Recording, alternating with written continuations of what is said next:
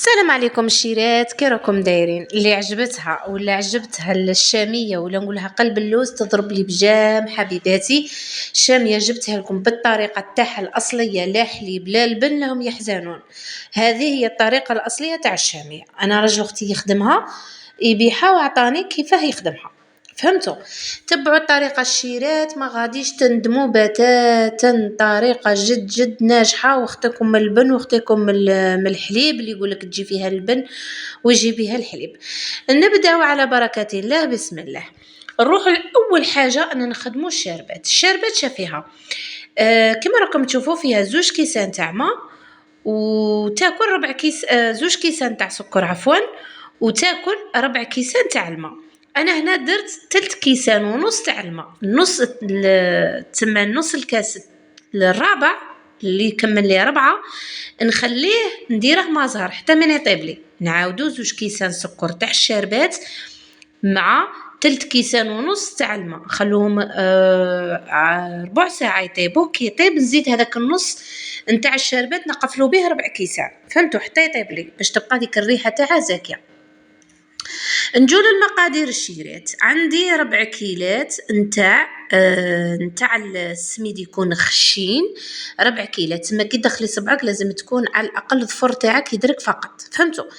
ربع كيلات تاع السميد ندير فيها زوج كيلات نتاع سكر. كيما راكم تشوفوا زوج كيلات نتاع سكر. نعاودوا الشربات فيها زوج كيسان تاع سكر مع 3 كيلات ونص تاع الماء. النص الباقي تاع الماء نخليه نعمره مازهر، يعني نص كاس نخليه نعمره مازهر حتى يطيب لي داك الاخر حوالي ربع ساعه. الشربات كي طيب لي وندير فيها ندير فيها شويه ليمون كيما درت انا، كيما انت تبغي الذوق اللي واش تبغي. درت فيها شويه ليمون وخليتها طيب لي ربع ساعه. كي طابت لي ديك الشربات ربع ساعه زدت لها داك النص كاس نتاع الماء زهر. قفلت ربع كيسان يعني تاع الماء تاع الشربات. هذه هي. خليها تبرد من تبرد لي على جهه. من جهه نجي نخلط كما قلت لكم السميد مع السكر تاعي اللي شفتوا ربع كيلات تاع سميد مع زوج كيلات نتاع سكر. نبدا نخلط فيهم غايه ومليح. ما ننسوش القرصه تاع الملح باش تعادل لي الذوق، ضروريه نديروا القرصه تاع الملح حبيباتي، ونخلطوا كل شيء مع بعض بهذه الطريقه لكم تشوفوا فيها. انا جبت كاس تاع مازهر، فهمتوا؟ كاس تاع مازهر. كاين اللي يخلطوه بالماء، كاين المهم تخلطيه بالماء ولا ديري كيما انا راه عندي زياده درت كاس تاع مازهر. هذه هي حبيباتي. فوالا باسكو المازهر عندي شويه خفيف، فهمتوا؟ اذا كان عندك المازهر ثقيل خلطيه بالماء. هذه يا حبيبتي نخلطوا هذاك الكاس تاع الماء اللي مخلط بالمازهر ولا مازهر اذا كان عندك خفيف. خلطوا مليح الخليط تاعنا ونخلوه يرتاح على الاقل مده قليله.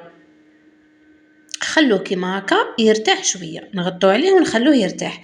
نروح من جهه نجيب ربع كاس تاع الزيت. ربع كاس تاع الزيت ماشي نص، ربع كاس، غير الكاس راه شويه بون. داك ربع نقسمه على زوج، نصه نفرغه في السني كيما هكا نمشيه على السنيوه باش تحمار لي وتجي بنينه وتجي، فهمتوا؟ ما تجيش خضره وما تجيش. هذا هو يعني هذا هو السر تاع الزيت كي ديريه من تحت، فهمتوا؟ هذه يا حبيبتي. ونفرغ الخليط تاعي بهذه الطريقه. نفرغ الخليط تاعي كاع كيما هكا في السنيوه تاعي. هذه هي الشيرات. داك الزيت اللي بقى لي من الربع دوك نقول لكم غادي نديروه. انا في الخلطه ما دخلتش الزيت لداخل، فهمتوا؟ علاه؟ باش تبقى لي بريون، تبقى لي، فهمتوا؟ تبقى بريون باش ما تقهمش. كاين اللي يدير الزبده تخليها تيبس شويه، مي الزيت زعما سقسيته قال لي الزبده تخليها تيبس شويه، الزيت تخليها طريه، فهمتوا؟ تبقى طريه. هذه هي حبيباتي. نخلطو كيما هكا، نجيبو هذاك الزيت اللي بقى لنا ونبداو نعبزو فيها. يعني نسرحو فيها. انا ما عنديش سباتول هذيك تاع لي طاختو كاع الدوماج، ما عنديش نورمالمون هي اللي نخدم بها، ونبدا ندير يدي في الزيت ونخدم بها كيما هكا. فوالا حبيباتي. نولي نعبص فيها كيما هكا بهذاك الزيت اللي بقالي، يعني من ربع بقالي منه شويه، نص ربع تاع زيت درت شويه منه في السني، والباقي راني ندير فيه من الفوقه باش نعدل الشاميه تاعي، فهمتوا؟ باش نرجعها رطبه. فوالا قلت لكم دوماج ما عنديش سباتيل هذيك تاع المهو، هي ضروريه باش تخدمي بها، دوماج ما راهيش عندي، راني نخدم غير بيدي بهذه الطريقه هذه الشيرات. وهي كل ما خليتو الخليط تاع السميد يرتاح كل ما كان احسن. فوالا ندير كيما هكا، هذه هي حبيباتي. ومن بعد نجيب الخدمي عادي نقطعها، يعني ندير نرسمها فقط، نرسمها علاه باش تطيب لي من الداخل، هذا هو علاه يرسموها باش تطيب من الداخل. فوالا بعد اللي ساويت البلا تاعي نبدا نرسم فيها كيما هكا. فوالا جربوا هالشيرات وراح تدعوا لي تجي بنينه، وخاصه اذا طيبتيها وخليتيها حتى الغدوه. انا تصدقوني ما خليتها واحد ساعه ونص فقط وقطعتها لكم، ولادي وقفوا عليا ماما قطعينا تسمى. تخيلوا لو كان خليتها الغدوه، فهمتوا؟ هذه هي.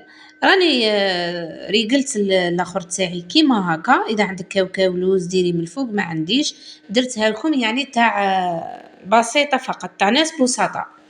الشاربات انا زدت فيها شويه فقط تاع الزعفران قليل هكا، وحدي غير شويه برك. كي طابت لي فرغت النص المازهر هذاك، يعني كملتها 4 كيسان تاع الماء، فرغت نص المازهر في الاخر. كي طابت لي انا عندي الكوشه شغل طيب لي جهه بجهه، المهم ونفرغ الشاربات نتاعي راهي بارده الشيرات، فرغتها عليها كيما هكا.